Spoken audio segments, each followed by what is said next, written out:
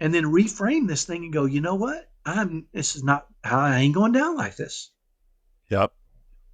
And to see my son do it and realize they've started to. That's what they should be learning as kids, right? Is how to manage those difficult things.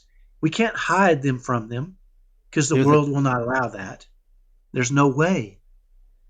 They're going to struggle now or they're going to struggle later, right? How do we help them through it? And they're going to challenge now and they're going to challenge later, right? They're going to be strong-willed now.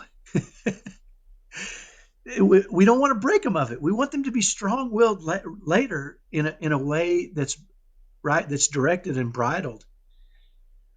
And I think it's going to take a lot of effort on our parts Yep.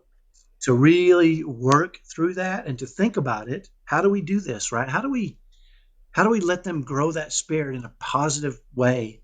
Teach them discipline, teach them when it's appropriate, teach them when it's not, right? And not be about us. Mm-hmm. It's not about our emotions and feeling attacked and feeling challenged. It's about teaching them how to run that road. Can we Right? talk a little bit about the risks of being so there you and I are very different. We grew up very different. There's risks to being similar to how I was growing up as a dad, as a parent, and there are risks associated with being strong-willed and spirited like you were growing up, and now you're a dad. So you talked earlier about that you started off with the first two kids kind of using fear as the, hey, this is, chill out, fellas. I'm bigger than you, whatever it was. Right. Um, a lot of so let's talk about the risks from both sides, because both have risks. Both have Yeah. blessings. There's risks. Yeah. So the real risk that I was forced to change my approach dramatically when my number 3 son came along.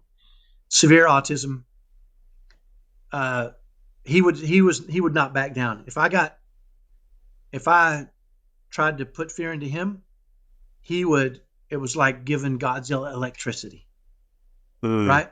He'd ramp up yeah. even more. There was no line he would not cross in an attempt to control, right? Yeah. And so I realized that the only way really to manage him was really through patience and loving kindness and really creating very specific strategies that I could use in situations that helped guide him. Now, What do you, I, what do you think would have happened if you hadn't made the change? he Where would would be he would be either in prison or in a an asylum that had him heavily medicated so that he didn't hurt people.